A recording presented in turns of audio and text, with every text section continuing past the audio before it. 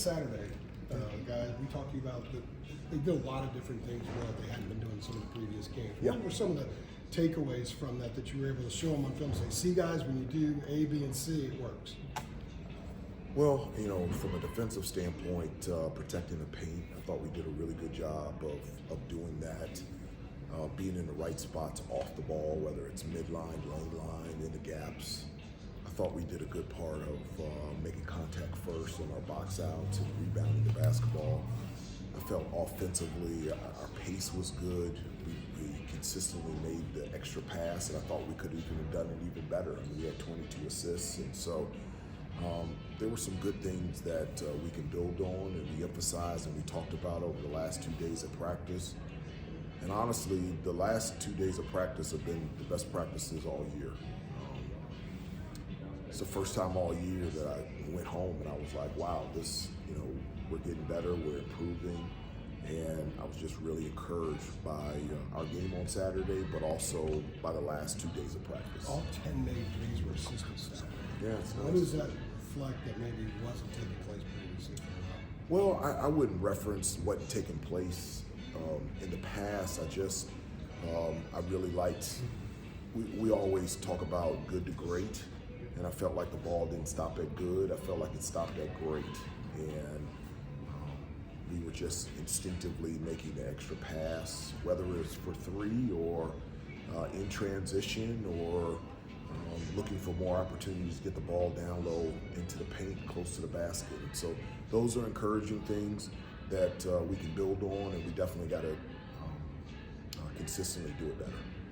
So you left happy the last 2 days. I did. From work. I did. I always leave happy, but I just was really proud of the group the last couple of days. I just felt like it was from start to finish. I think I've talked to you guys about getting to that level and staying at that level, and I felt like the last 2 days of practice, we started and we stayed there.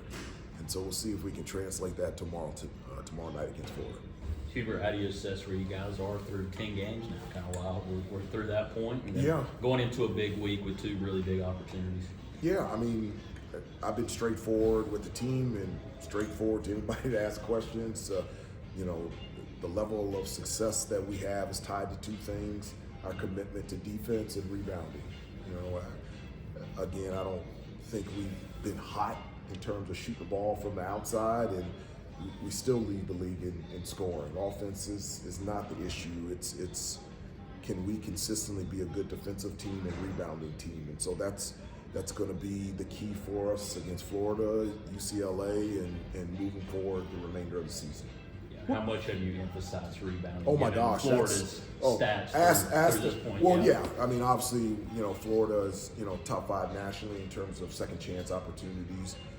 They have 2 things: one, a commitment to getting second chance opportunities, and number 2, they've got size and length and athleticism. So that's going to be huge for us. Can we limit them to 1 shot every possession?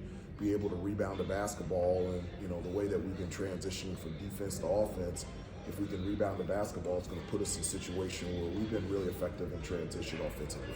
What has Vin Allen done to solidify his starting spot, and what does he need to continue to improve on? Yeah, in regards to a starting spot, I don't put anything into that at all. Vin has been getting more comfortable and better in terms of running the floor, finishing around the basket, rebounding, defending. He can defend guards out on the perimeter and bigs around the post. But in regards to the starting lineup, that's just who I start. I've started different guys in the second half and tried different rotations. Starters doesn't mean anything to me, but Vin is an important piece to this team, and I'm glad that he's here. Coach, I'm not sure if you've been asked this, I haven't seen a comment if you have, but what are your thoughts on Bill Belichick's hiring and what he could potentially bring to the university? Yeah, I got to meet him after practice yesterday, and so what an honor and a blessing to be able to meet him and just be able to spend some time with him. And obviously, our university is really excited about him becoming our head coach, and obviously his resume speaks for itself, and what he can bring to a program and what can he bring to our university. And so we're really excited about it. But also I'm a great friend of Coach Mack Brown. He was our head coach when I was in school. I spent time with him when he was the head coach at Texas when I was playing for the Dallas Mavericks. And it was an honor and a blessing to work alongside him as head coaches while he was the head coach at North Carolina as well. So I'm a fan of both of them. Assuming you know some of the factors around Coach Belichick being hired with the position that the university is taking by investing a ton into football, maybe more than before. What do you think it says about the effort that they're making to finally kind of take that plunge? That's a question for football. I understand that, but I'm just kind of curious for someone who's known this university and cheered for this university for as long as you have, maybe more of an effort and emphasis has been put on making it work there consistently than before. Well, again, that would be hard for me to comment on the commitment to football when I haven't been a part of any of the conversations or the negotiations. I know of North Carolina's commitment to everything, athletics, academics. I love the leadership of Chancellor Roberts. I love the leadership of Bubba Cunningham, and I'm very happy to be here. Did you tell him Mr. Coldwater said? I did. I did. Yeah. He laughed. I was pretty good. Yeah. I was all state. That was pretty good. Hubert, Dayton appears to be a fabulous team so far. Yeah. But in terms of the games you guys have played and won and lost, haven't won any of these power conference games against teams out of conference yet. Okay. Does that in any way become part of the motivation for this group heading into this week with these opportunities? No, I know what you're saying, and people have referenced this is a big week. I think every week's a big week. After this, we play Campbell, and then we go on the road at Louisville and at Notre Dame to start conference play. So that's a big week as well. The number one focus for me, and I communicate this to the team, is us improving every day. And let's get better as a team. Not to put the focus on, here's a non-conference opponent that could be important to us. It's about us getting better, about us improving, and if we continue to improve and do the things that we have to do to become the team that I think we can become, then the results will take care of itself. So you're not throwing resume in there, like right now, in terms of what you talk to these guys?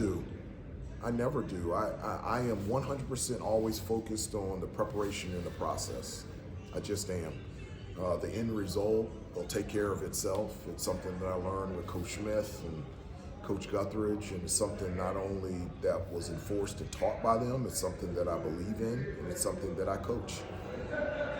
Hubert, we talked about the rebounding from Florida. What are some other things that pop off the film and page when you look at them? Well, they've got some good guards too. They can shoot the ball from three. The way that they, our pace is faster, but their pace is pretty good from an offensive standpoint. So they can score. They're dynamic. They have the ability to score close to the basket in the post as well. And so it'll be a challenge for us, but we're a pretty good team as well, and look forward to the challenge of playing Florida tomorrow night. Seems like when you put Ty Claude in, it kind of gives you a little bit of a shot of physicality down in the paint. What do you like about what he's able to do? The other day he had a little Armando moment where he rebounded a couple of his misses, but he stayed with it. We haven't seen a ton of that this year. But you think he was trying to do that? Armando joked one time that if he didn't miss all those shots around the basket, he wouldn't have been the all-time leader rebound. Yeah. But he gives you that little bit of an edge down there. He uses his backside. He's boxing out on the offensive glass. You don't see that a lot. Yeah, he does do that. He brings energy, effort, enthusiasm, will, and want to, and toughness, not just in the games, but always in practice. And he has a burning desire to be out there on the floor. He's somebody that doesn't shy away from contact, actually seeks it out. And that's something I think desperately our team needs, is that type of physicality, that type of aggressiveness, especially rebounding and finishing around the basket that he brings. And so I'm glad that his eye feels better, and he missed the Georgia Tech game, but I'm glad that he was available and for him to play against LaSalle. He'll be ready to play, and he'll be out there against Florida. Coach, what does it mean to play in this invitational for the Jumpman brand? Obviously, it means a lot to UNC, but just being a part of only 3 other schools, that represent this brand the way that you all do? What does it mean just to play in this invitational? Well, it is. It's we're very thankful to be a part of this invitational. It's obviously playing in Charlotte's connection to MJ and us being sponsored by them to be playing these type of games on the highest stage. Not everybody gets a chance to be able to do this. They do a terrific job at this event. It's always been exciting games, whether we played Michigan or Oklahoma and now Florida. And so these are things that our guys, will remember for the rest of their life, playing in games like this and a part of Invitational for Jumpman. Do you know if this is you guys have played every team now when you play Florida tomorrow night in terms of Oklahoma and Michigan? Yeah. Do you know if this will continue on this event? I don't know. I mean, I don't mean to put you on the spot, but No, I I don't thought know. about it when she was asking the question. That's a great question. I have no idea. I do not know. Everybody good? But I'm sure I'll find out. About a week ago, you talked about how the team was wounded, and the outlook of the Said team was could be wounded. could be wounded. Could be. And how's the team's mental space since then? Has it been kind of a reset? Well, I think we're in a good spot right now. Last week there was a combination of things going on. I mean, obviously we had practice and preparation for LaSalle, but also final exams, and so final exams are done now, and so. But I feel like we're in a really good spot, and I really think that contributed to having 2 good practices the last couple of days. And so I like where we're at, and we'll continue to prepare tonight and tomorrow, shoot around and see what happens tomorrow night. Does it feel like to you that Elliott's not looking for his offense as much as he was maybe in the first couple games of the season? Am I wrong about that? I haven't noticed that. I haven't noticed that at all. The one thing that I have noticed, and this is in regards to Elliott, but just our entire team, I felt like at the beginning of the year we were elite in terms of taking care of the basketball. And over the last, and we did a much better job against LaSalle. But prior to that, I just felt like we're trying to hit home runs instead of making the easy play. So not referencing one individual, I just felt like collectively as a team, we weren't taking and valuing the basketball. We got to get back to that, because that was something that we were really good at the beginning of the season. All right, thanks.